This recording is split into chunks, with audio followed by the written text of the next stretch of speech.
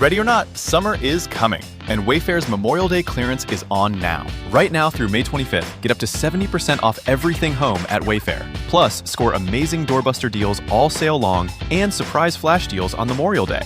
We're talking thousands of products at every style and budget. Now is the time to save big on must-haves for your patio, backyard, and beyond. These savings won't last, so don't wait. Shop Wayfair's Memorial Day clearance now through May 25th. Wayfair, every style, every home.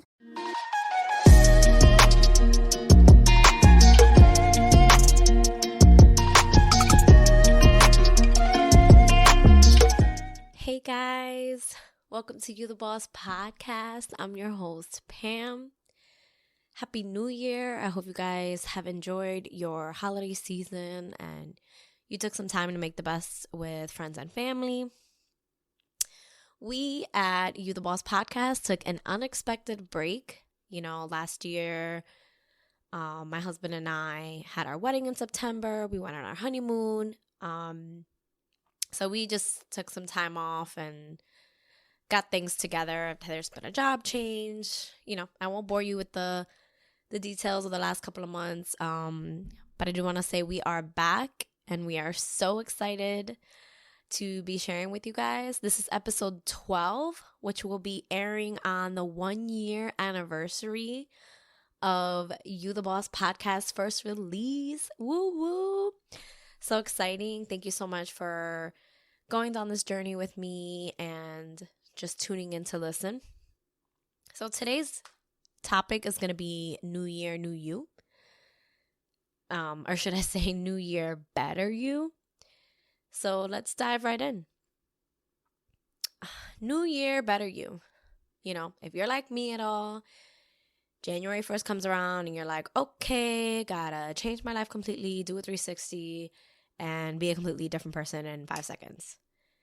But if you are like me, you're also kind of like, it doesn't kind of work like that. Like, how do I kind of get this together? How do I make a plan for a year? But it just feels so daunting. So I want to share with you guys a little bit of kind of what's worked for me. And kind of some things that I've started to implement in my life. And over the last couple of years, a lot of things have changed. I've, gonna say the trendy word of manifested a lot of different things into my life, but also just, plain old, write it down, work on it, move forward kind of things that have worked for me. I also want to preface that the title of this podcast, of this podcast episode is New Year, Better You, because I think that the statement of New Year, New You is really misleading, and you kind of guide yourself into the wrong place. It's almost kind of like telling your mind that the current you isn't worthy or the current you is not good enough. So basically, the things that I'm going to share today are just to enhance who you are and maybe minimize some of the things that are hurting you or putting you in a position to kind of not be able to achieve what it is that you want to achieve. So there are a few things, like I mentioned, that have worked for me over the last couple of years. I know that whenever I talk to people, especially around this time, I'm like, oh, what do you want to accomplish this year? A lot of people, especially during the pandemic, have been like, I'm just trying to survive. And that is so valid, but also surviving is not enough. And I'm sorry if, we all have our issues. I'm just gonna come out and say it. Surviving is not enough. At some point, we need to take ourselves back. And so, you're probably like, well, Pam, writing goals for a year is so daunting. Whenever I write something down, I'm the type of person that I want to go out and do it. I don't want to take my time, or I don't want to mess up, or I want to have all the tools. And listen, I'm the number one offender here. I'm the first one to be like, yeah, but I'm so used to putting something out and it's great and that's it. And it's yeah, but how are you supposed to learn if you don't go out and do? I can give that example here with this podcast. I've learned a lot. I've studied a lot. When I first started doing this, I was like, oh my gosh, this is never going to work. Like, I have to do this by myself. I have to do all of this, and I have to edit, and I have to put it out, and I have to do the content. I'm like, oh my God, this is never going to work. And now I'm in a little bit of a groove, and now, you know, we're growing, and that's how you should see your goals. I think that going 0 to 100 is actually a setback for yourself. Like, if you haven't gone to the gym in a year and then you rolled over tomorrow and said, I'm going to go to the gym for 3 hours every single day from now until forever, I can guarantee you that even if it's a year from now, at some point, one little thing is going to distract you, because that is such a major commitment, and you went from 0 to 100, and it's not a habit, and it's just not going to work. Not to discourage you. I'm not here to put any bad juju on you or anything like that, but it is what it is. You can't go from 0 to 100. That's not how we work as humans. And so you start little by little, right? If you're looking to go to the gym, we're going to stick with that example. If you're looking to go to the gym, you should try to go, let's say, 3 times this week. You want to get in a good 30-minute workout. As soon as the 30 minutes comes in, wrap up the workout, walk out. You're probably like, yeah, but I should probably do 45 minutes, or like this guru said this. Set yourself to this time that you can commit, however many days, which again is like usually 2 to 3 to start. And then you're like, oh, well, I did 3 days this week and I did 30 minutes, and so I can do it again next week. Honestly, I'm not a scientist when it comes to habits. Like, again, I'm just going to be sharing with you things that have worked for me.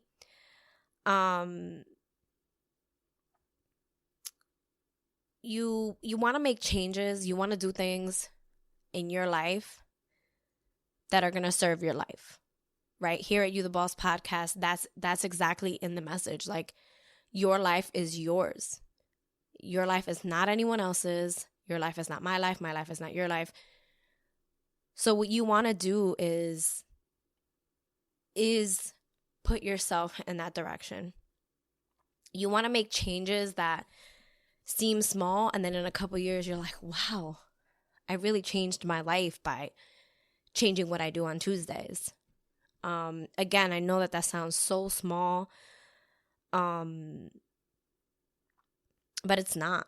You know, it's all about those habits. So a habit that I've gotten into in the last couple of years, I'm going to give you 5 pointers. That's going to be funny. I'm going to give you 5 pointers that have worked for me in the last couple of years and have helped me kind of stay on track. You know, I'm not perfect. I'm not a robot. I am not somebody who considers themselves necessarily an expert.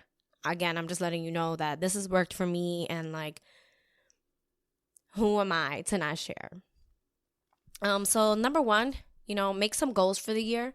I know I mentioned earlier, like, you make goals for the year and it's so daunting and like, oh my God, like, how am I supposed to keep up with something that, like, what happens if the summer comes, or like, etc. Great. I have something that has worked for me. So I'm the kind of person that I do make goals for the year, but then I'm also kind of like a quarterly kind of person. I did learn this from some of the mentors in my life, but I sit and I'm like, okay, you know, from now until March, I can give you the example. I did not do a lot of movement for my body last year, whether it was like I was between jobs or like there were so many different things changing in my life in such a rapid form that I didn't do a lot of official moving in my life. I didn't work out as much. I did my best to eat more healthy than not. But the point is, I didn't do a lot of movement. I didn't do a lot of stretching. I didn't do a lot of working out. So this year for me, I'm not trying to go from 0 to 100, right? I'm trying to measure this goal of like, this is the specific aesthetic I want for my body, the specific weight that I want. But what I really want is a higher energy level. So, you know, for the next 3 months, which is the first quarter, I'm going to make this small change of moving my body 20 minutes, 3 or 4 times a week, whether that's yoga, stretching, cardio, core, whatever it is, that for me is my goal. So you can set your goals for the year and then measure them on a quarterly basis. That way you break them down and you're not like, I set this goal to lose 50 pounds this year and I can't do it because that's a lot of weight. And then in those 3 months, in that quarterly time, you can look back and be like, all right, let me reassess here. You know, where I was in January is not where I'm at. Had a job change, had an unexpected situation happen, which, by the way, they do happen. Number 2, this is probably, I don't know why I put this as number 2. I don't know why I didn't put this as number 1 as my pointer. Get pictures of your goals.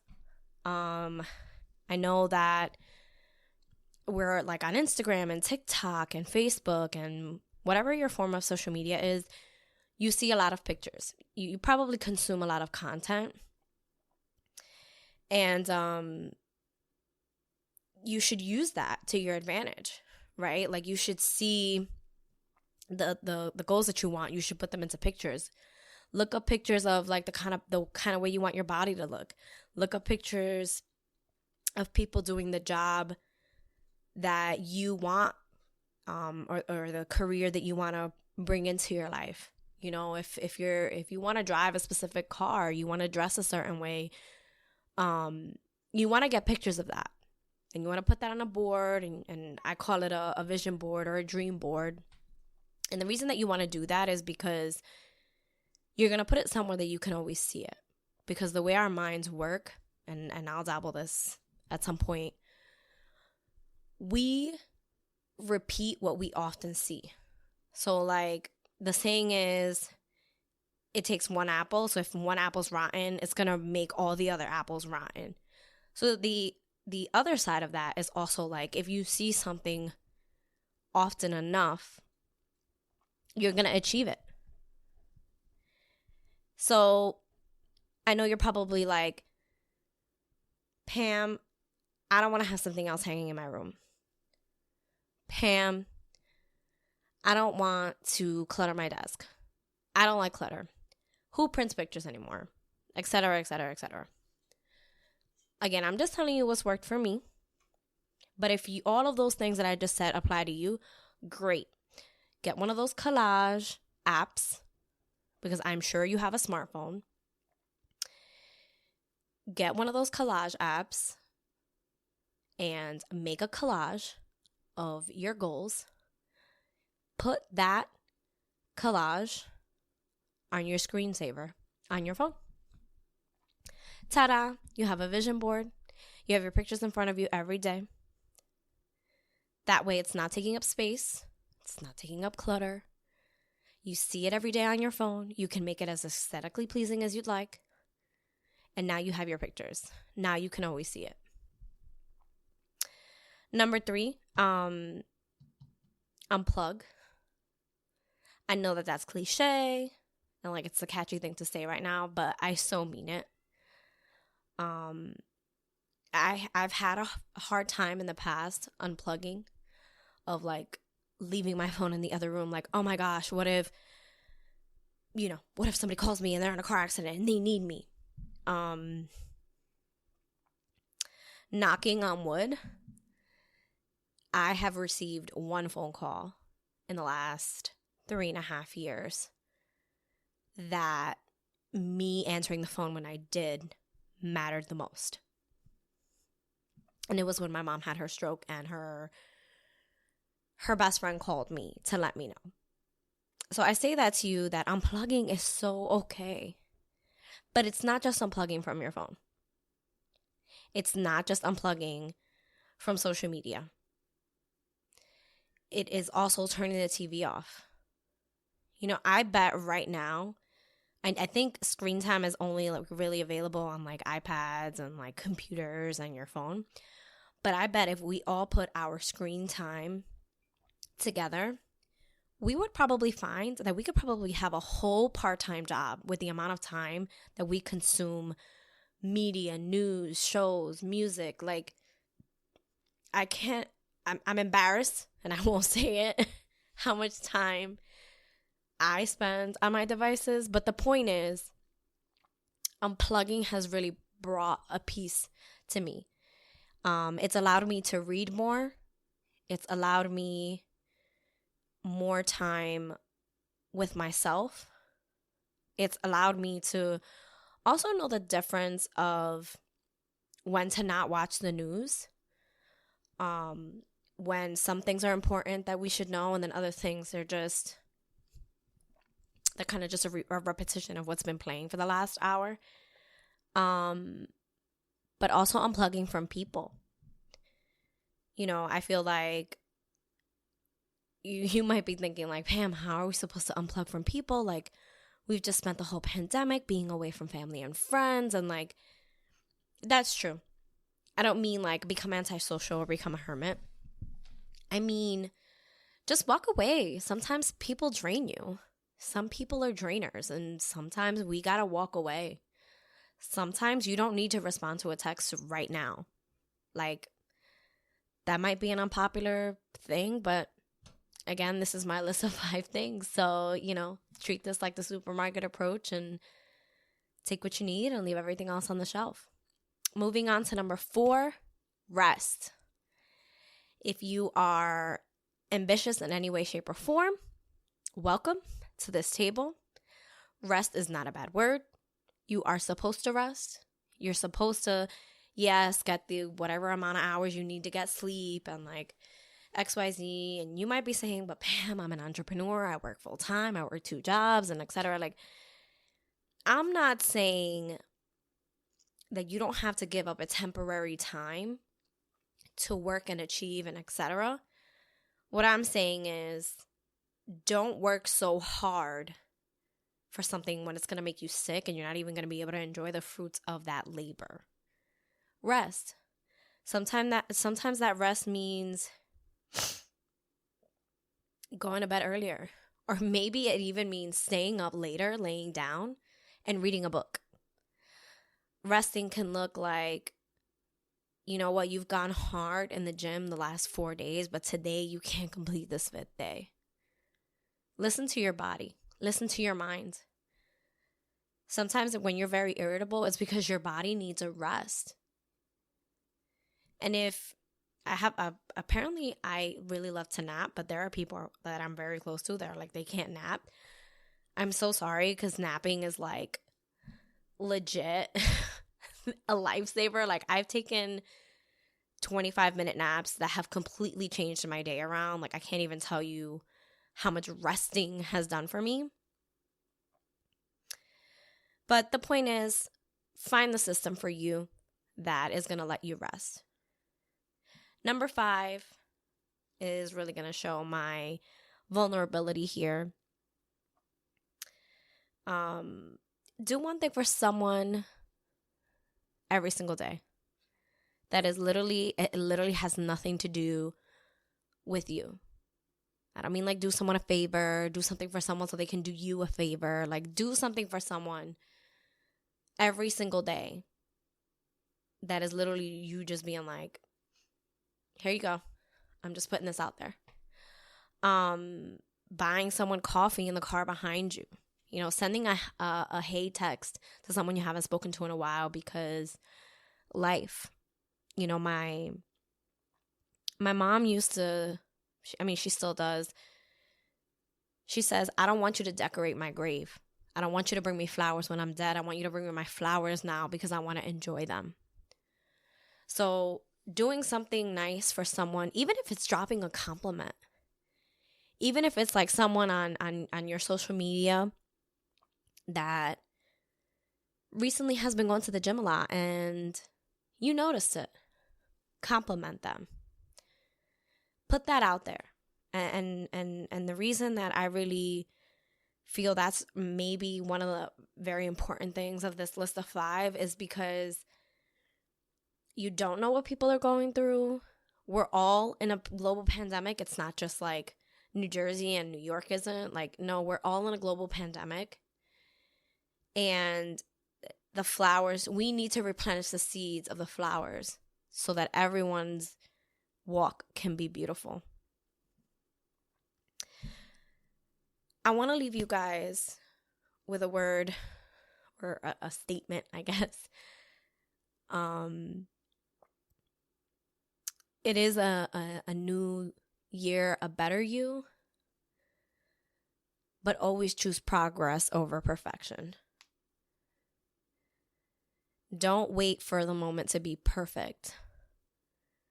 Just take the moment and make it perfect. I have a friend of mine who really says that. And don't wait. Tomorrow's not promised to anybody, and you don't want to take your special light with you to the grave. Thank you for listening. Come back next week for another episode of You the Boss Podcast.